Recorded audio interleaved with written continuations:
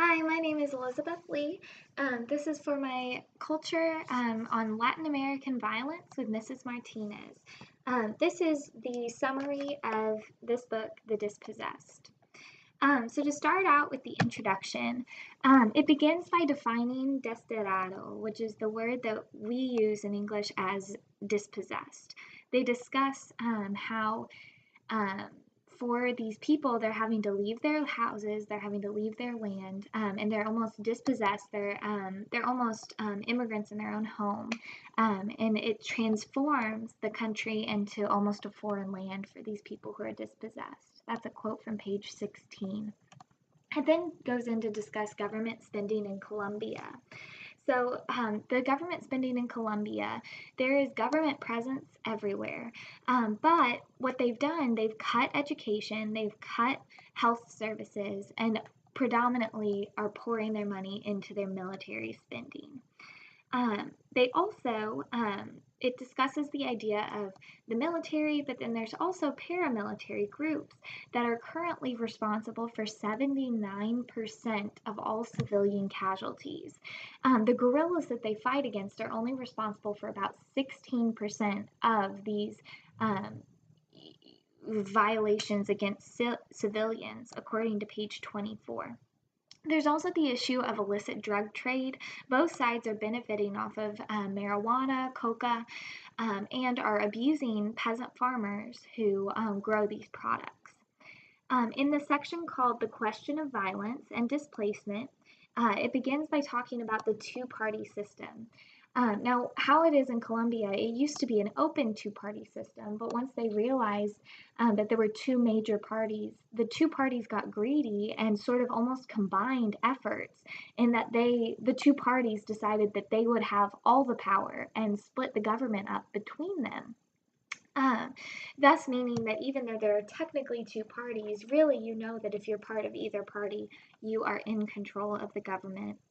It then goes on to talk about President Alfonso Lopez Pumajero. And he began doing humanitarian reforms, creating things to protect human rights and protect workers and protect and get people jobs and help stop the violence.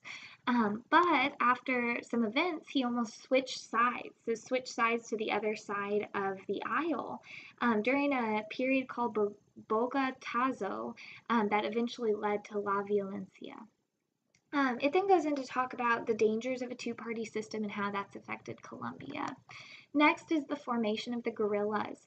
It talks about how peasants decided that they were tired of being forced off their land, and so they decided they had to fight back during these periods of unrest.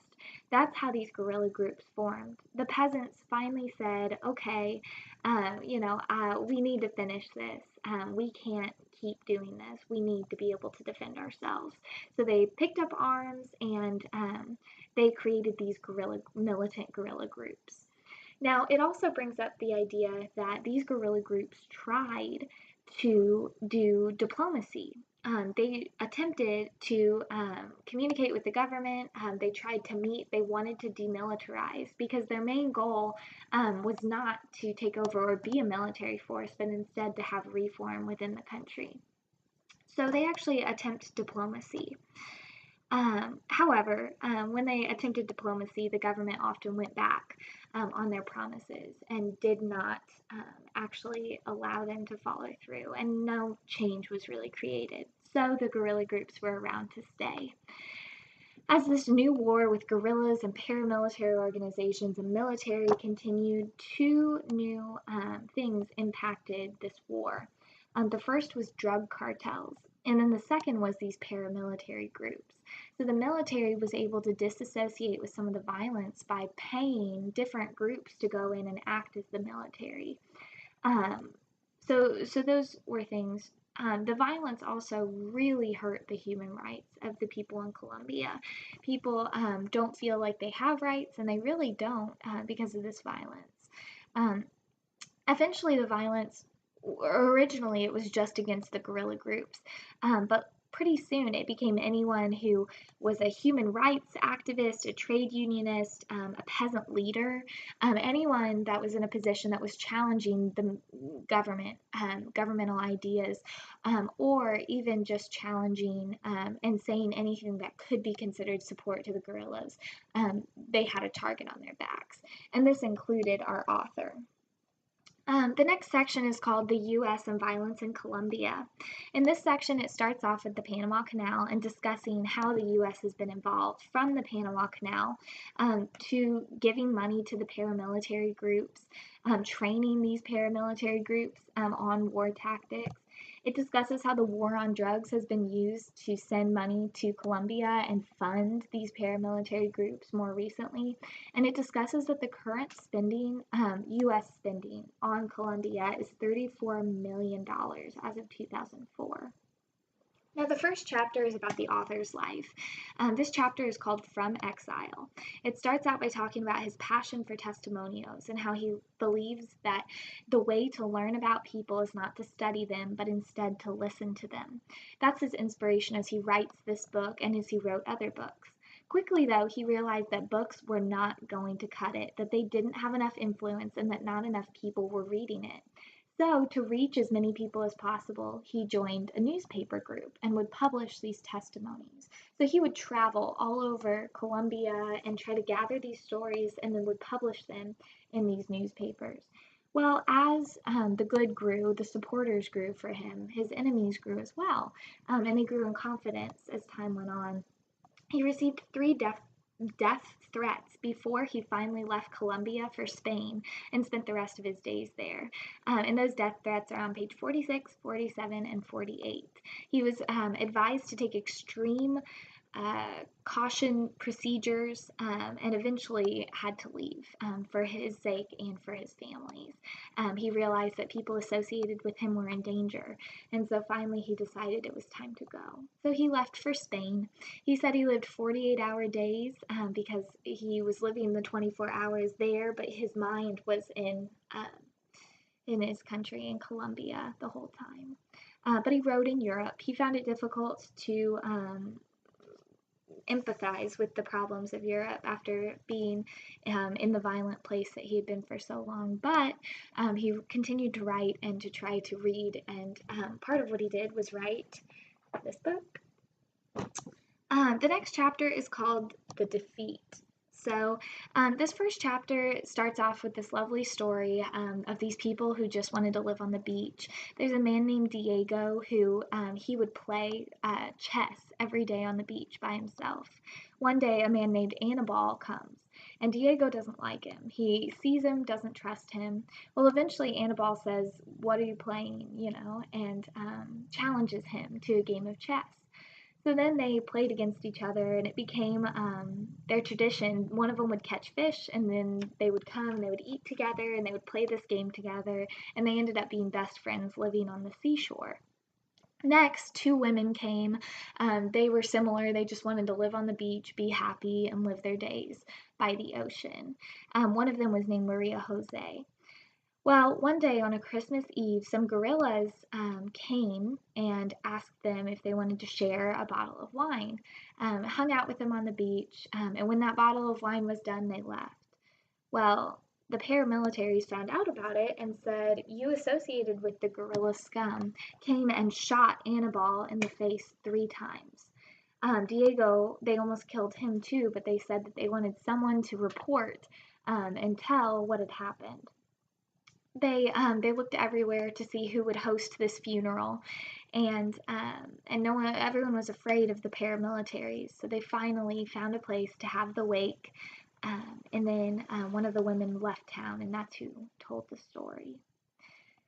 The next chapter is called Angela. It begins with little girls who walk in the mud and a family dynamic where the older sister passes down her clothes to her younger sisters and brothers. She had originally had someone in her family die, and they said that someone had put the evil eye on her. And so she would look into old people's eyes and try to see, does this person have an evil eye? And does this person have an evil eye? And so she would try to check to see who had that because her sister had died as a child, and that's what they said was responsible for that. One day, they were hanging out at the river, and they were told that they were going to not be able to go to the river as much because there were going to be bodies in the river. From that point on, her childhood really changed from one of innocence, where they had fun and played in the mud and played in the river, to being held inside and sheltered from all of the violence that was going on. Bodies would literally float by. With all of these negatives, there were still really good things. They had enough to eat. The father worked every day selling ice cream, taking people on the river, all of this stuff. Um, they mentioned that when they got tired of everything else, they would eat turtles. And they mentioned how to cook the turtles. You have to pull the turtles apart before you cook them, because if you cook them, then they'll just go into their shell and then you can't get any of their meat. And so they discussed that. Um, well, the father builds a house, so they go and live there. It doesn't have air conditioning. His father helps the gorillas. So Angela's father, so I guess her father, helps gorillas, and they had guns. So he says there wasn't a choice. Whenever someone with a gun asks you, it's not a request. It's sort of a command. And so he helps the gorillas, and now has a bounty on his head. So he leaves town. Eventually, they're able to join him, and they have more than enough. He's bought them shoes, and they're not in a place with mud anymore. They're in a completely different climate, different location, but they're together. And so, after being threatened, they had to leave. He gets a job at a construction site, and she says that even though she feels more safe in this new location, that in this new location, she cries more than she ever cried at home. The next chapter is called Silences. Okay, this is chapter 4, is Silences. So Silences is a long chapter. It begins with guerrillas attacking a town. A man named Levis, who originally was made friends with a paramilitary leader, and then later was paraded around after having the town sort of upset with him and the fact that that he was in cahoots with the paramilitaries. He goes and joins the guerrillas, saying he's going to have revenge on this town. So he leaves and comes back with the guerrillas, and whoever he pointed at was murdered and killed. At the funeral, no one could cry because Levis was still there, and they were afraid that he would try to kill them too. The next bit of this chapter is about land. It talks about how farmers who resisted the big companies ended up being killed and placed up on the barbed wire so that everyone could see what had happened to them. It discusses how the companies would lie, and they said, there's going to be a national park here, so we'll pay you for your land. They would buy them out. And then the people would spend the money before they even knew what to do and could buy new land to farm on and make their livelihood. His dad in particular, though, he saved up his money. They formed a farm that they called Gratitude Farm. At this point, he's growing up. He's a hard worker, and he's a part of this. They end up having to move again. They have a farm called El Barco. They, at this farm, begin growing marijuana. They're able to get it cheap, and they're able to make a lot of money off of it. A lot of people, though, when it comes to this particular crop, were very greedy. And so one day his brother had a load, and he went and he sold it to them. They gave him the money, and on the way back, the same men killed him, took the money back, and left him on the side of the road. Next, so that was how they decided they needed to not be a part of the marijuana trade anymore. Some of the brothers drank and promised revenge, but he instead left and began working on a banana farm. Now, at this particular banana farm, there was a group of people who were sort of upset because the union in that place had negotiated, and they had negotiated and gotten 8-hour days. Well, after this negotiation had happened, they actually changed their mind and said that they needed to meet a quota, or else they were not in compliance. That they were not in compliance with the union contract that they had made. Well, the union was not having this. They said we negotiated, we got our 8-hour days, um, and they said we got our 8-hour days. We'd never mentioned quotas. This is unfair, and this is not what we had planned. Um, and so eventually, the banana farmers sort of made an example of the union leaders. And so at that point, the man decided it was time to leave for Tequiso. So he leaves for Tequiso. Um, he meets a girl named Lamona and gets married. So that's very exciting. They get married. He begins cutting wood and selling it to a company called Puertas de Colombia, and they apparently buy everything. One day the guerrillas come, and they shot his brother. They killed his brother. Said that his brother had been friends with with the paramilitaries, when really his brother hadn't even known that it was a paramilitary member. Instead, they hit two of his brothers.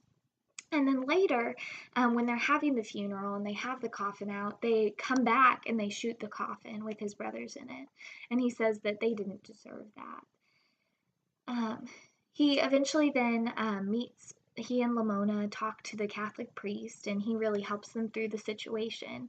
Eventually, he puts the man in charge of teaching catechism to orphans. And he says that that's really helpful because if you're in pain, it helps you to be able to help others who are in pain as well. He decides he needs to leave again. It's time for him to move. And Lamona says, well, you're going to leave us on our own? No, you're not.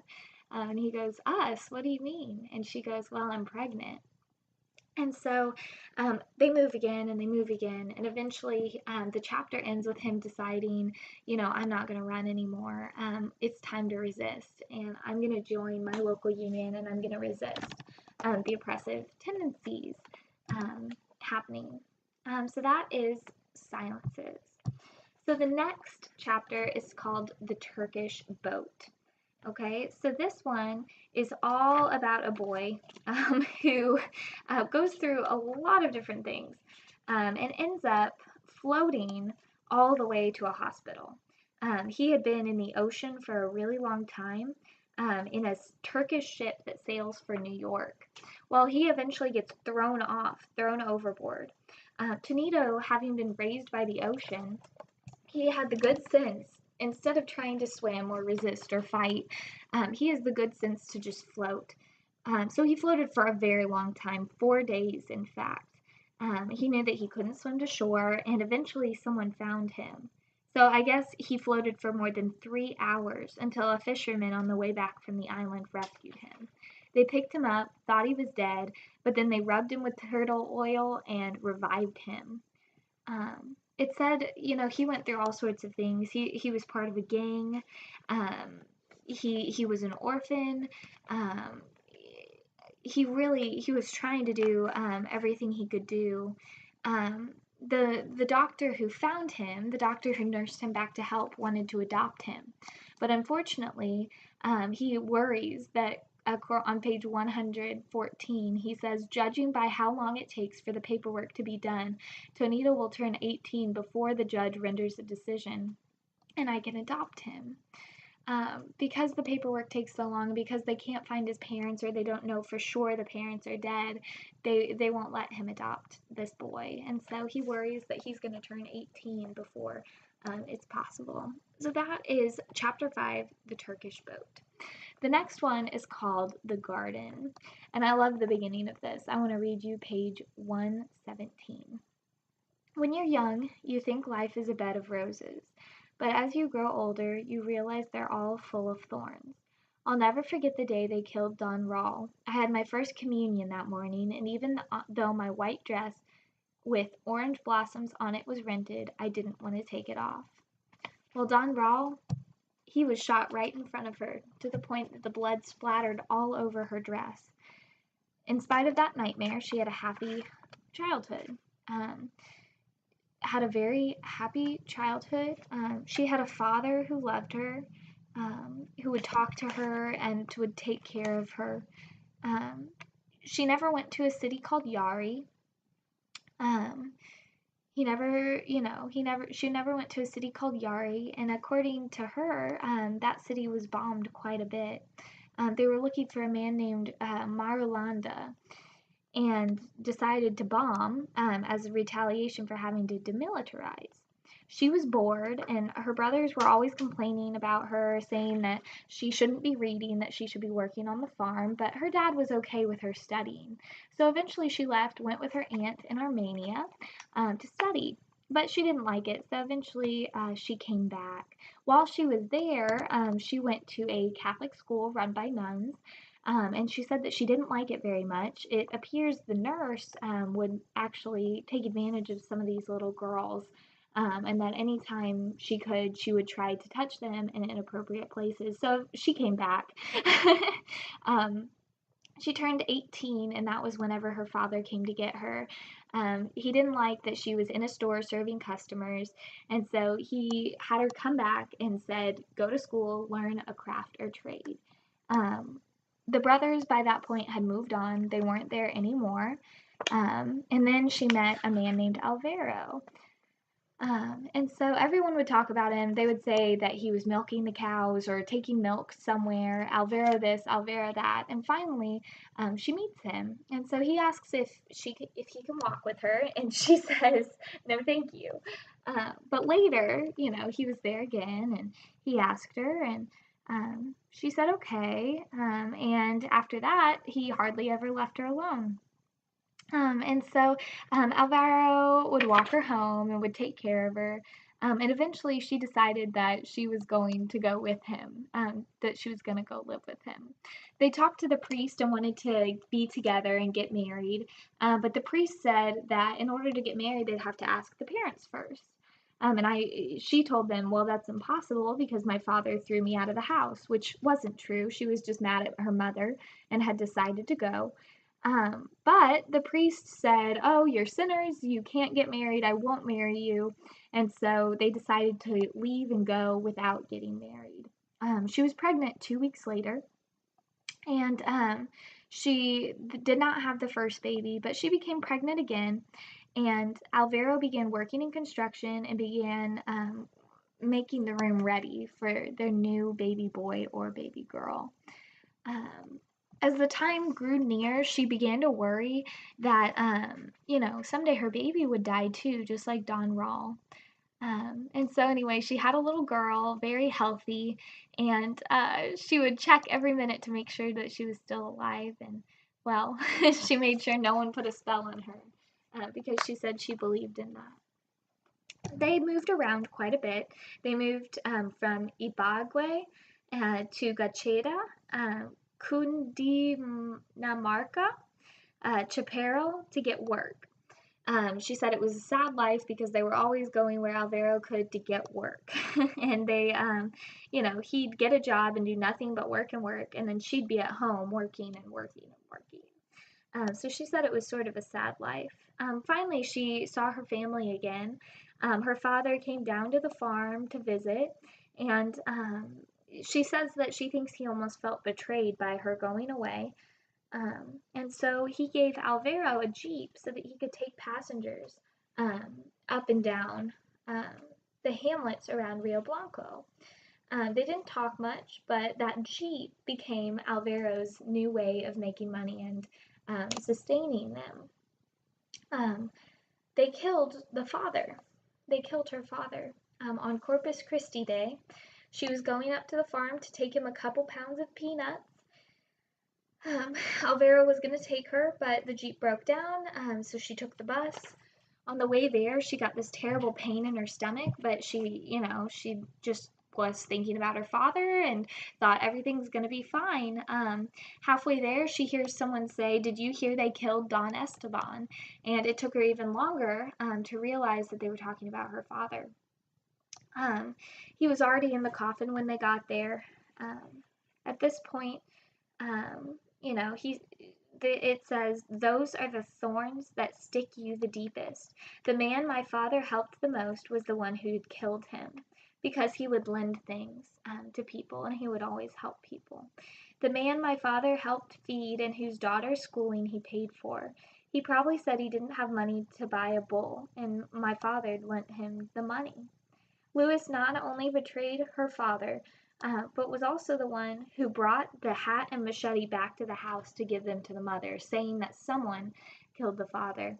Well, her brother comes out and says, "You killed my father. I saw you." And Lewis ran away without saying a word.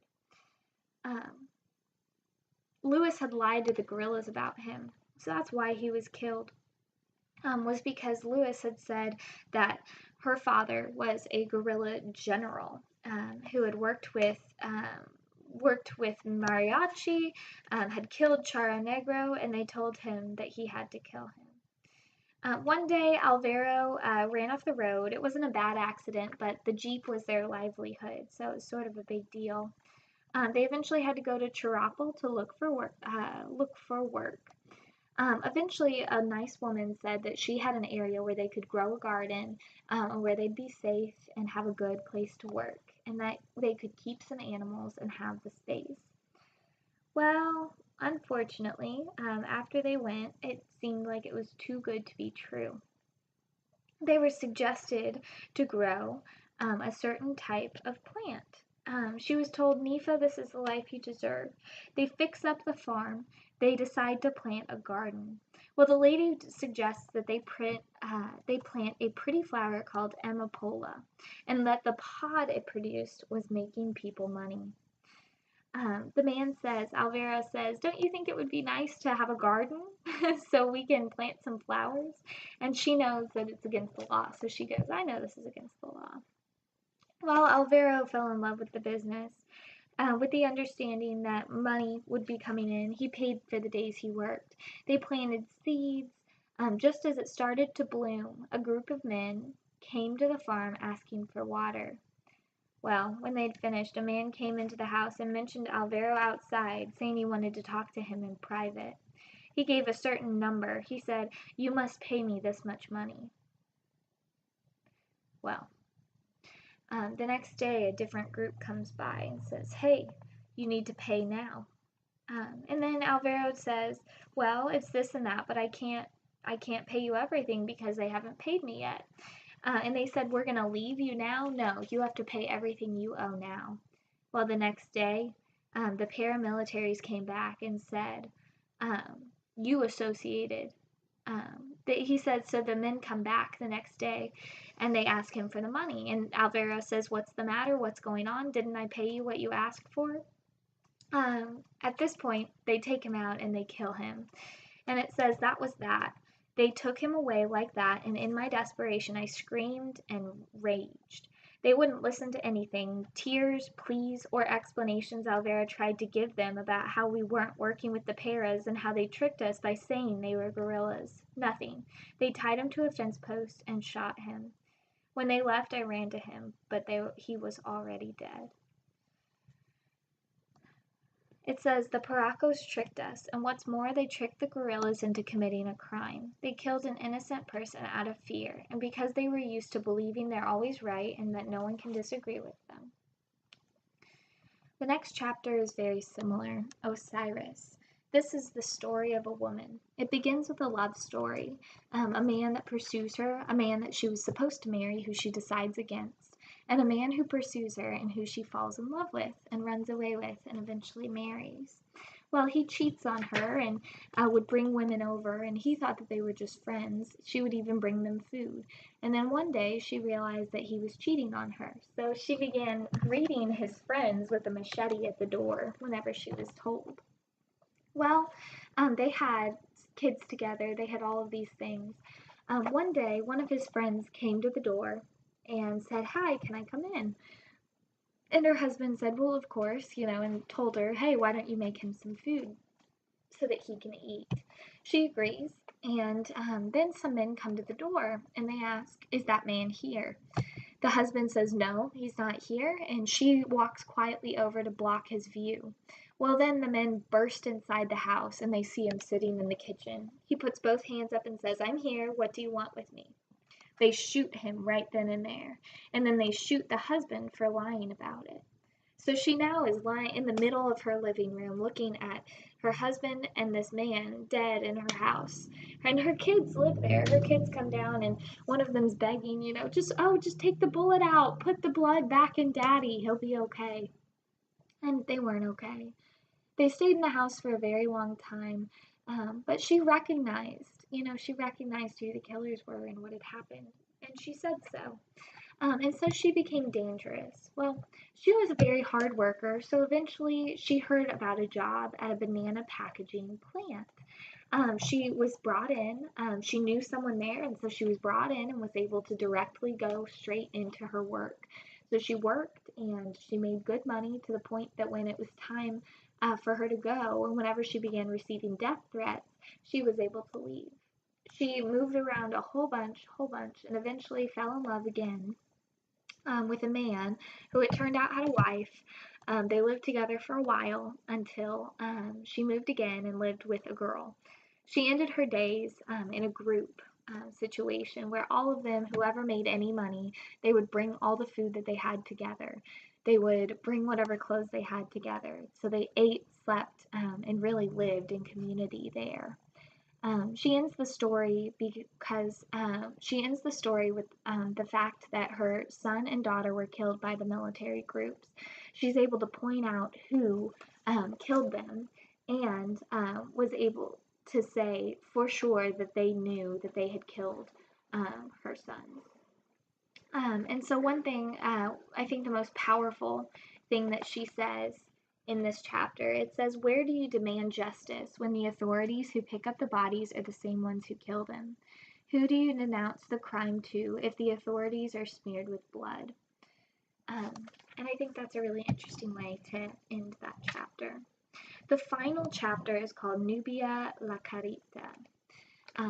She grows up on the plains of San Juan, flat land that doesn't seem to have an end to it. Her father works as a hand on different ranches until everyone was grown up. He'd show up, give the mother money, and then he'd leave again. Well, one day she decided she wanted to go somewhere else so that they would have land, and so she got a small piece of land, fenced off the lot, and put up a store. Well, she did very well. And she says that prosperity breeds envy, and envy breeds evil. And so what happened, the mother was very good. They say that's why the guerrillas showed up, because things were going well. They went after Los Trofinos and cleaned them up, lock, stock, and barrel, and killed an awful lot of bandits with a shot in the neck or a bullet. After that, guerrillas began to take over. As a young girl, she thought they were policemen. One day in Granada, the mother hit her in the mouth after saying that the muchachos had nice haircuts, but she thought the guerrillas are good people, not rude, bad-mannered, that they'd stop by and chat and teach the kids song. Well, the mother had a good reputation as a hard worker because she had built the farm herself without the help of any man, so people respected her. But the more popular her mother got, the worse the store did. She let people buy on credit, and one day, after the mother had pestered someone for owing her money, she was murdered. She had left early, so she should have been back early, but instead she was killed. So all they found was her blood beside the Aria River. The water was high and running fast, and apparently they threw her body in. Well, the brothers got drunk, swore they would avenge her, and since then continued to drink a lot and had become very aggressive and rude. They killed Pedro a year after her mother's death, as if to celebrate the pain. He was taking the mules along, 5 of them loaded with coffee up ahead on the path with the arriero, the mule driver, and 5 more behind him. They buried him beside the mother in San Juan. Later, the father shows up. He said, "We're going to sell what we can and get somewhere else." They go to a new town. They don't lie, but coca was what helped them. They only did the coca for a little while and were able to get out relatively unscathed. She started working for the nuns, running errands, washing clothes. They lived that way for 2 years. He became a boot maker, so that was his thing. He figured out how to make boots and how to mend plastic boots, and that was the main thing that his father did. A lot of the girls liked the gorillas, and a lot of people joined the gorillas from this particular community. Sometimes the father and the girl would talk to the gorillas. Sometimes they would be a part of it. People said that the soldiers had gone and that the gorillas were going to come, and that they were going to fight.